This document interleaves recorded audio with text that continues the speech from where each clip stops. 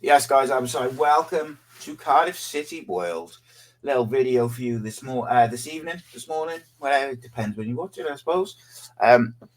Talking about the conundrum that Cardiff City face in the goalkeeping situation, and this isn't just to get streamlined to the first team. There is actually some movement and some things going on below the first team, and we're just going to take a little look at what couldn't happen, what we should do, what we shouldn't do, and maybe going forward we'll add to this series with some potential alternative options. But for this evening, please make sure you're subscribed to the channel. That helps us out a massive amount. Again, huge thank you to all the new members who've joined on Patreon or through the Cardiff City World YouTube channel. Literally every single membership means so much to us as a channel. Helps us keep going, helps us produce content 7 days a week. And on top of that, I've got to say, we've got like bags of exciting news coming. Should be announcing the first live event of the year, probably by the end of this week, I think, hoping, fingers crossed. We also have something exciting launching on the 29th of January in collaboration with Cymru Sport Radio. It will be streamlined, live streamed on the channel as well, and it will be an opportunity for you to get involved and you to have your say on what's going on at Cardiff City. I'm very, very excited to say that it's going to be something I've wanted to do for a long time. There's one or two little things for us to sort out from a technical side, from a guest side and things like that, but it's agreed. It's coming. 29th of January is the launch date. Something real special. A little 2-hour slot in the evening. Very, very excited by it. More details will follow in the next couple of days, I would imagine. But yeah, exciting times. Live events, radio shows, content. Cardiff City all the time, 7 days a week. But let's talk about the goalkeeping situation. So you've got Jack Alnwick, who largely has been pretty good in his career for Cardiff City. He had a slow start. Last season was excellent. Well, he was excellent. It was very clear that Errol Bullock didn't fancy him. Initially brought Runnison in on loan. Did not work. Was not very good. It was an issue, but Errol Bullock still didn't want to bring in Alnwick. You could tell that he was almost doing it by default, whereas Runnison was on the bench and made some high-profile mistakes, etc. January comes, Runnison's sent back. We bring in Ethan Howarth, a very experienced USA international, had been promoted with Luton and from the Championship, very experienced in the Championship, and as I mentioned, had been promoted. It was very clear that Errol Bullock wanted Ethan Howarth to be the number one. But what happened is Jack Alnwick's form just took off. He was so good, but they were just waiting. One mistake, and it wasn't even a mistake. That Norwich game last year, he wasn't at fault for those 2 goals. It was the fullbacks, Jamado Collins, I think, and Perry NG at the time, who were to blame for the goals. However, they blamed it on the keeper. They got him out. Ethan Howarth played pretty much the rest of the season. Ethan Howarth has not been convincing during his career at Cardiff City. He's made some mistakes, some really big mistakes this year. But even last year, his distribution was pretty terrible. But his shot stopping was good. Jack Alnwick, distribution excellent, shot stopping good. This season, once Errol Bullock had been sacked, Jack Alnwick was absolutely solidified as the number one goalkeeper for Cardiff City. And by and large, he's been excellent. You know, he had a little period recently where he looked a bit shaky, but generally speaking, excellent shot stopper who's kept us in games. Distribution and with his feet, he's excellent, or at least very good. And he is also the captain of the team. But despite the fact that we have Jack Alnwick, who's a very good form, very consistent, a leader in the dressing room, you have Ethan Howarth, who is a USA international, very experienced championship goalkeeper. Many fans still question both keepers. Some people think Howard should play. Most people think Jack Alnwick should play. Some people don't think that Jack Alnwick should get a contract at the end of the year and we should move on. Then we have young goalkeepers. We've got young Griffiths, who's just come back from a loan from the non-league. You've got Jake Dennis, and you've got Turner, to name three. Turner was on the bench a lot last year for Cardiff when Jack was injured. So you have these, with the return of young Griffiths from his loan last week, they've now put Jake Dennis out on loan. Okay, that's good. But from what I gather, what I've seen, there isn't a young goalkeeper who we are kind of hanging our hat on. He's going to be the future number one. They're all kind of talented keepers who are getting their experience, learning, and they may go on to improve. We all know goalkeepers peak at a later age, etc. So any one of them could end up being the future number one. We just don't know. And then you've got Ethan Howard, who seems to be really split in opinion in whether he's the number one and should be number one, and is he even, is he good enough to be the backup? Then you've got Jack Alnwick. I think by and large people believe that he's the rightful number one, but there are people who still are questioning it, and there are people who still think at the end of the season we should shake his hand, say thank you for your service, and we should move on.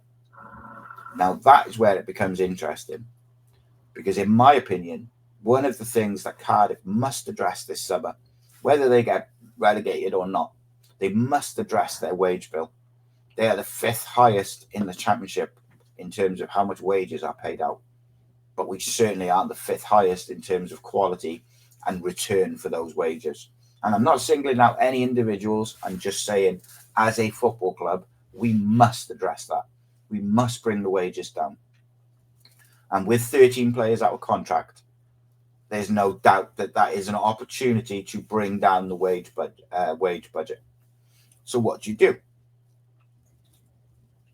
Can you afford to get rid of one of the one of the changing room's real leaders, in a changing room that's had its issues this season and last season with arguments and whatever you want to say? Some people will say downing tools, but there's been issues, okay? And one of the people who has gone out of their way to address those issues and keep that dressing room together is Jack Alnwick. So can you afford to say, no, we need to move on and we need to rebuild and we need to change everything, including the goalkeeper? I think it's a big risk for someone who's been pretty consistent and hasn't let you down by and large. I think it's a big risk. And I think, me included, most people would be concerned if we went into next season and Ethan Howard was the number one with maybe a young goalkeeper behind him. I think that would be concerning. Ethan Howard has not convinced me, particularly the way we're looking to play. He doesn't convince me enough. Although his most recent game against Sheffield United, I thought he was excellent, made some great saves. That was more like it. And I mean, if he can find that sort of that performance consistently, then of course that's a different conversation to have. But all we can do is base it on what we've seen so far, and what we've seen so far hasn't convinced me and many others. So it's interesting. It's interesting. For me, I'm looking at those 13 players, and then we discussed the other day, Joe Rawls is on a lot of money, Callum Robinson's on a lot of money. How are they going to look at it? Are they going to look at it, the 13 players, he's good enough and he has the right attitude and everything, I want to keep him, and just go through the 13 and kind of whittle them out that way, looking at quality and mentality and just look at that way? Or are they going to go just purely financial and go, well, he's on 20 grand, he's got to go. He's on 15 grand, he's got to go. He's on 10 grand, he's got to go. I don't know the answer to that. I would like to think that they would be football-based decisions with the finances considered. But you just don't know. Now, we are going to do a couple of videos on potential goalkeeping options. This isn't because I'm saying that we should get rid of Jack Alnwick, or anyone on the channel is saying that. I'm not really sure what the right decision is. I really like Jack Alnwick. And I'm kind of gutted that he's out of contract, because I would like him to stay for like another year or so, and then we could get one of these young goalkeepers in and get them ready for first team football in a couple of years. He's out of contract, so a decision's got to be made. Do you give him a new contract? Do you keep him? I think if you keep him and give him a new contract, I think Ethan Halworth goes. I can't imagine that he's happy being a number 2. It's going to affect his international opportunities, and he wants to play football. He's an experienced, good goalkeeper. He's not a young pup learning his trade. So what do you do? What does he do? What does Cardiff do? I'm really interested in what you guys think. So you let me know, what would you do with the goalkeeping situation? This is the first in probably a 4 video series talking about this goalkeeping situation. In the next video, we're going to look at a potential goalkeeping option, as well as discuss any future news. We might have news, we might have contract offers, you just don't know. It doesn't seem like we're offering anyone a contract at the moment. Maybe we're waiting for the end of the season. But I am genuinely interested. What do you guys think that Cardiff should do with the goalkeeping situation? Should they let Alnwick go, bring the wage bill down a little bit, and go with Halworth as number 1, and then bring in a young keeper or an alternative keeper? Should they get rid of both and move on? Should they give Jack a new contract, sell Halworth? It's open season at Cardiff City at the moment. Anything can happen. Never boring. Let me know what you think. We'll be back tomorrow with the Flower Hour. Remember, the Flower Hour is on at an earlier time. I believe it's 6 p.m. But check our socials, because there's a special guest.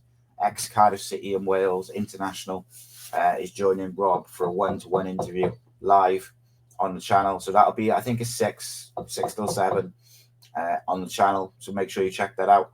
And of course, we have a game tonight. So this will be coming out just before the game. Unfortunately, due to meetings and a few other different things, I just haven't had time to do a preview for this game. But my prediction for the game is I think Cardiff City will beat Watford 2-1. 2-1. Go on, the boys. We just can't. If we keep a clean sheet, I definitely think we'll win. We just can't seem to keep a clean sheet. But I believe we're going to keep a clean sheet on Saturday versus them Jacks. Them lot down the road. Yep, keep your ears peeled, your eyes peeled. Obviously, if you are a member, remember that when we do announce this live event, you've got 24 hours before the tickets go on public sale to get yours, because I think this one's going to go. It's going to go pretty quick. I don't think it'll go as quick as the Bellamy one, but I think it'll be a popular one. He was certainly one of my favourite players back in the day, and I'm real excited to get it over the line and announce it. But we're nearly there. Got some real good stuff coming up. Mark the 29th of January in your diaries as well, because we're changing the game again, adding some even better content, even more content, and we're collaborating with Cymru Sport Radio, and we're really excited to do so. So please do join us for that. If you want to become a member, you can join patreon.com/AcePodcastNation, or you can join through Cardiff City World's YouTube just by hitting that join, and you can join the Bob Bank or the family enclosure. Old school, baby. Keep the faith. The Blues are staying up.